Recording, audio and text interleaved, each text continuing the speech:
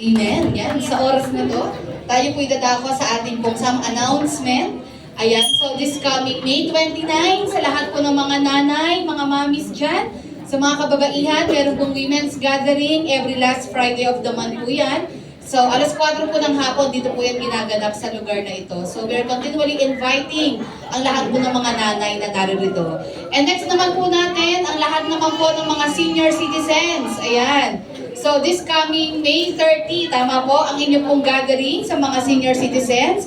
At ito po yung ginaganap po sa Ellen's Garden. Ate Ellen, pakitaas po ang inyong kamay. For more info, ayun, nasa likod. Kung may mga senior na willing at gusto pa yung more details, pakilapit. Lapit lang po tayo or paki-approach nyo po. Friendly naman po yan, hindi nangangagat si Ate Ellen. Doon po sa may likuran. Yan, kasi hindi dito ang venue niya. Doon po sa may ACM Paramount. Ayan, next naman po natin, ito na po.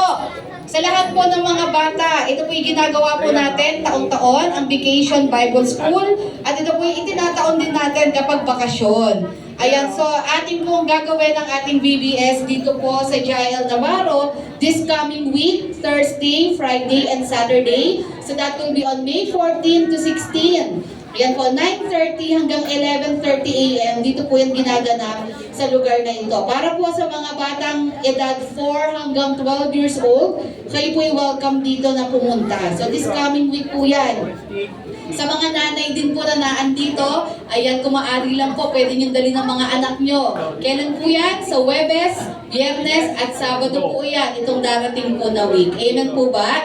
Ayan ulit, ilang taon po? 4 hanggang 12 years old. Ayan po yung time natin. At ayan din po yung team ng ating pong this year Vacation Bible School.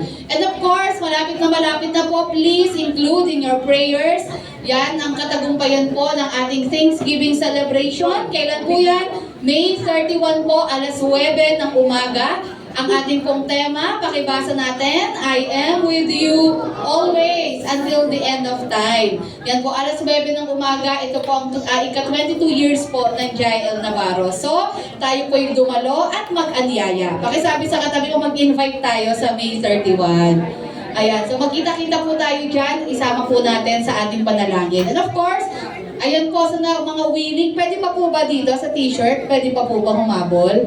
Okay, pwede pa raw po kung sino man po yung willing po na magkaroon ng t-shirt. Ayan, pwede nyo namang isuot yan sa May 31. Ayan na po yung details. At kung gusto po ninyong umorder, lapit lang din po tayo sa ating Asherin Ministry sa may likuran. Mamaya bago po tayo umuwi. Ayan. And of course, for more updates, info, please like, follow, and share ang ating po mga Facebook accounts na naka-flash po sa screen. Ayan po. And of course, dahil nga po ngayong araw na ito, ano po bang ating sineselebrate? Father's Day! Father's Day.